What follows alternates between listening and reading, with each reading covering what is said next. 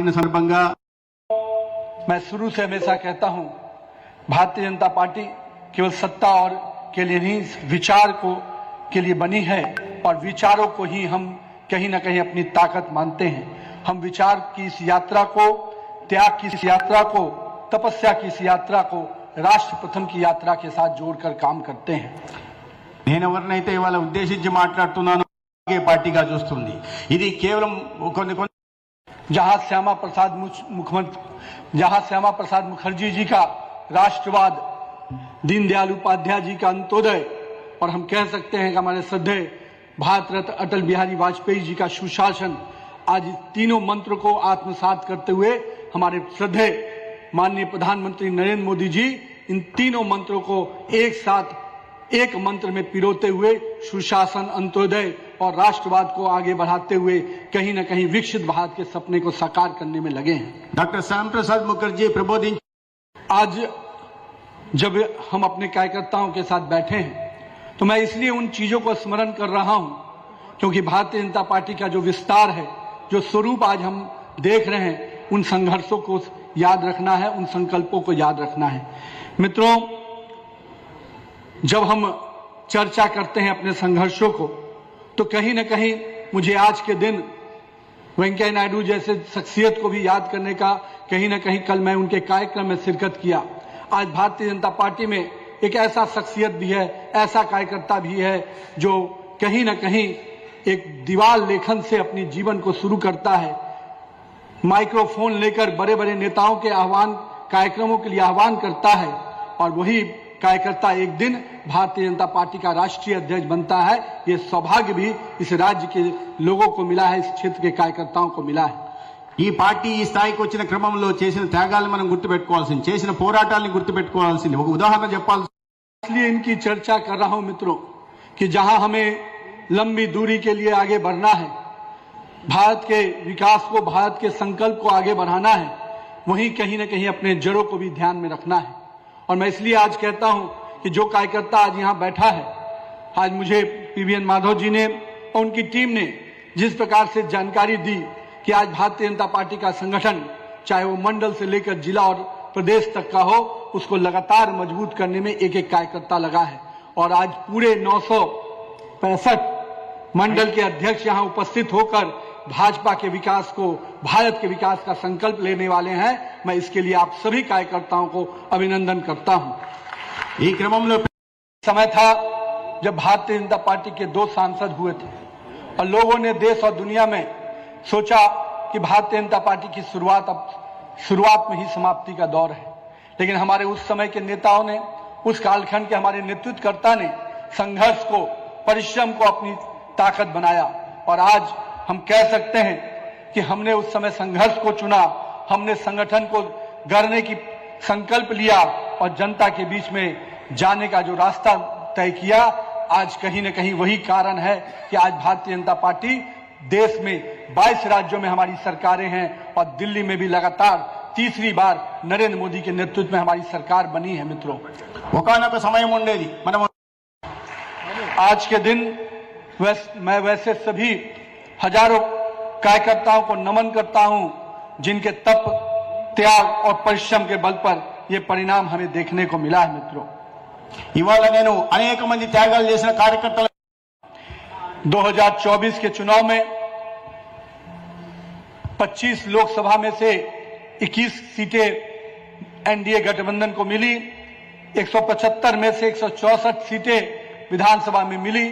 कहीं ना कहीं ये पूरा आंकड़ा हमें और संघर्ष के लिए संकल्पित करता है।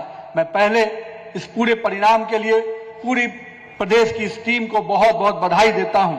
साथ ही साथ मैं ये बात का भी आपको संकल्प कराता हूं कि ये जीत हमारे लिए चुनौती है, ये जीत हमारे लिए जिम्मेवारी है जो हमें आगे बढ़ने के लिए प्रेरित करेगी।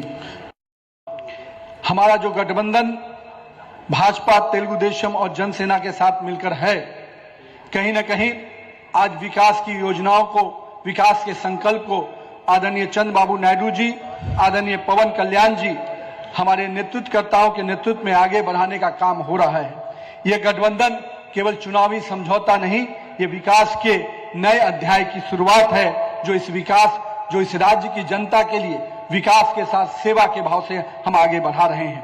మనం రాష్ట్రంలో తెలుగుదేశం मित्रों, जहां भारतीय जनता पार्टी के हमारे सभी कार्यकर्ता इस एनडीए गठबंधन की सरकार की योजनाओं को जनता के बीच में ले जाने के लिए लगातार तत्पर रहते हैं, मैं आप सबसे आह्वान करता हूं कि हमें सरकार की योजनाओं को, सरकार की उपलब्धियों को और पार्टी के कार्यक्रमों को जनता के साथ सीधे संवाद के रूप में लेके जाना है।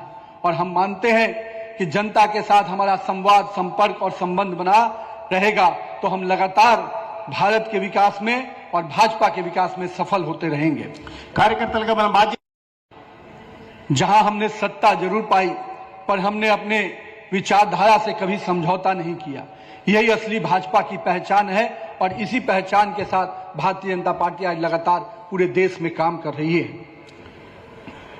మనం అధికారం కోసం కాదు, माननीय प्रधानमंत्री श्री नरेंद्र मोदी जी के नेतृत्व में, और हम कह सकते हैं कि पूरे देश में जिस प्रकार से केवल विकास की योजनाओं का शिलान्यास नहीं, विकास की योजनाओं का उद्घाटन भी हो रहा है।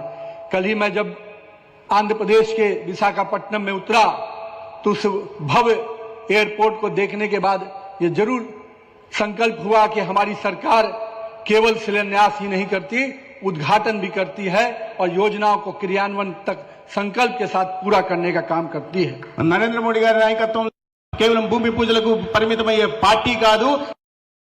मुझे मालूम हुआ कि आज माननीय प्रधानमंत्री के नेतृत्व में जिस प्रकार से भोगापुरम अंतर्राष्ट्रीय हवाई अड्डा, अमरावती के लिए पुनर्निर्माण के लिए बड़े पैकेज के साथ योजनाओं को देना, चाहे रायपुर विशाखापट्टनम ग्रीनफील्ड एक्सप्रेसवे हो, चाहे पुत्तापट्टी का भारत में 5वीं पीढ़ी का एएमसीए स्टेट फाइटर जेट का इंटीग्रेशन टेस्टिंग सेंटर हो, ऐसे कई बड़े योजनाएं सरकार केंद्र की तरफ से इस राज्य के विकास में लगातार जोड़ने का काम हमारे नेतृत्वकर्ता कर रहे हैं।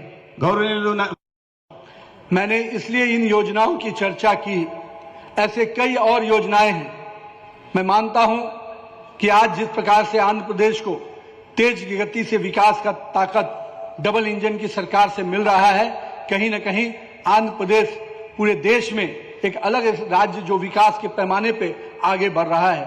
मित्रों, ये कहीं न कहीं हम सबका साझा प्रयास है और इस प्रयास को हमको और भी आगे लेके जाना है, जनता के साथ सीधे संवाद के साथ जुड़ना है, तभी कहीं न कहीं हम सरकार की योजना को सफलतापूर्वक लागू कर पाएंगे। పెద్ద ఎత్తున చేర్పడి आज की जो राजनीतिक परिस्थिति है उसको भी हम सबको ध्यान रखना है। एक ऐसी मानसिकता वाले विपक्ष हमारे सामने बैठा है जो कहीं न कहीं इस देश में असामाजिक तत्वों को बढ़ावा देने का प्रयास कर रहा है। और मैं कह सकता हूं, जिस प्रकार का रवैया विपक्ष का संसद में रहा और जिस प्रकार का रवैया कांग्रेस के नेताओं ने 15 अगस्त के दिन दिखाया, कहीं न कहीं देश का लोकतंत्र को कहीं न कहीं अपमानित करने का काम कांग्रेस के नेताओं ने और विपक्ष के साथियों ने किया है। అదే సమయం नेता प्रतिपक्ष ने जिस प्रकार के शब्दों का प्रयोग देश के यशस्वी प्रधानमंत्री के लिए किया है, निश्चित रूप से ये हम सब के लिए ये विषय है। और हम आज भारतीय जनता पार्टी कार्यकर्ताओं से कहते हैं, हम कार्यकर्ता निश्चित रूप से अपनी मर्यादाओं, अपने संस्कार से जाने जाते हैं, लेकिन विपक्ष के साथियों ने जिस प्रकार के शब्दों का प्रयोग किया है उसको अपनी मर्यादा और शब्दों में भी हमें जनता के बीच में करारा जवाब देना है। मित्रों, ఏ దేశంగానైతే మొత్తం త్యాగం చేసి ఎటువంటి స్వలాపేక్ష లేకుండా ఈ దేశ అభివృద్ధి కోసం, ప్రజల సంక్షేమం కోసం నరేంద్ర మోడీ గారు పనిచేస్తుంటే ప్రతిపక్ష నాయకుడిగా ఉంటున్న రాహుల్ గాంధీ గారు అత్యంత బాధ్యత రాహిత్యంగా ప్రవర్తిస్తూ ఎటువంటి పద ప్రయోగం వాడుతున్నారో, దాని తర్వాత కేవలం ప్రధానమంత్రి గారిని అగౌరవపరచడమే కాకుండా ఈ దేశంలో ఉంటున్న ప్రజల్ని అగౌరవపరుస్తున్నారో విషయాన్ని మనం ప్రజల్లోకి తీసుకెళ్లాల్సిన పని కూడా మనమే చేయాలి। उनके शब्द, उनके भाषा कहीं न कहीं उनके संस्कार को दिखाता है।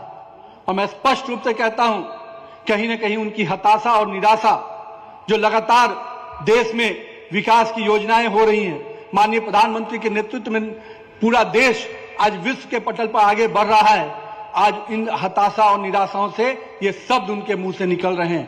लेकिन मैं मित्रों, मैं राहुल गांधी जी को भी स्पष्ट रूप से आंध्र प्रदेश की धरती से कहना चाहता हूं, भारतीय जनता पार्टी का कार्यकर्ता पूरी ताकत और शिद्दत से आपके इन शब्दों का करारा जवाब देगा और जनता के बीच में जाकर एक संकल्प के साथ पूरी बातों को रखेगा। इन विपक्ष के नेताओं का एजेंडा ही केवल अपना है। हम जब राष्ट्र प्रथम की बात करते हैं और सेल्फ लास्ट की बात करते हैं तो कांग्रेस के नेताओं के लिए सेल्फ फर्स्ट है और राष्ट्र लास्ट है। मैं इसलिए इस बात को कह रहा हूं मित्रों, ये उस राजनीति के उपज हैं जिन्होंने इस देश की संस्कृति से, इस देश के भूगोल से, इस देश के इतिहास के साथ केवल खेलने का काम किया, उसको अपमानित करने का काम किया है। వారు మాడుతున్న భాష, వారు వాడుతున్న పదాలు వారి సంస్కారాన్ని తెలియజేస్తాయి. మనము దేశం అన్నిటికన్నా దేశం ప్రథమము, స్వార్థం తర్వాత చిట్ట చివరిదని మనం మాట్లాడతాం. కానీ వారికి సంబంధించిన వరకు అన్నిటికన్నా ముఖ్యం నా స్వార్థం, దేశం ఏమైపోతే నాకెందుకు అనే భావనలో ఉంటారు. जब कश्मीर के लाल चौक पर तिरंगा लहराता है, जब नॉर्थ ईस्ट के पहाड़ों में विकास की योजनाएं दिखती हैं, जब हमारे बॉर्डर पे हमारा गांव प्रथम गांव के रूप में नजर आता है, तो ये विपक्ष के साथियों को ये पसंद नहीं आता है। దేశంలో అనేక ప్రాంతాల్లో జరుగుతున్న అభివృద్ధి కానీ, ఈశాన్య రాష్ట్రాల్లో జరుగుతున్న అభివృద్ధి కానీ, లేదా ఎక్కడ చూసినా మన త్రివర్ణ పతాకం రెపరెపలాడుతున్నా కానీ, లేదా అన్ని వర్గాలకు సమానమైన న్యాయం జరుగుతున్నప్పుడు ఇది ప్రతిపక్షాలకు రుచించడం లేదు. దేశం ముందుకు పోతుంటే వారు సహించలేకపోతున్నారు. इसलिए मित्रों, हमें अपने संकल्प पर विश्वास करना है। माननीय प्रधानमंत्री नरेंद्र मोदी के नेतृत्व में जिस प्रकार से देश हर क्षेत्र में आगे बढ़ रहा है, आज इंफ्रास्ट्रक्चर का लीजिए, एक समय इस देश में 2 लाख करोड़ से भी कम का इंफ्रास्ट्रक्चर का पूरा प्रोजेक्ट होता था। आज 8 लाख करोड़ से अधिक का इंफ्रास्ट्रक्चर प्रोजेक्ट हमारे यहां चल रहा है। आज देश सेमीकंडक्टर, आईटी के क्षेत्र में लगातार आगे बढ़ रहा है। आने वाले समय में जिस प्रकार से माननीय प्रधानमंत्री जी का विजन है कि हम इंफ्रास्ट्रक्चर के साथ साथ भारत को एक मैन्युफैक्चरिंग हब के रूप में डेवलप करेंगे, और मुझे लगता है कि जिस प्रकार से आज मैं आपके राज्य के हर जिले के अलग अलग प्रोडक्ट को देख रहा था, और जिस प्रकार से माननीय प्रदेश अध्यक्ष के नेतृत्व में पूरा एग्जीबिशन लगाया गया, मुझे लगता है कि प्रधानमंत्री के सपनों का जो योजनाएं हैं उसको 1 डिस्ट्रिक्ट 1 प्रोडक्ट के रूप में आप आगे बढ़ा रहे हैं, उसका प्रचार प्रसार कर रहे हैं.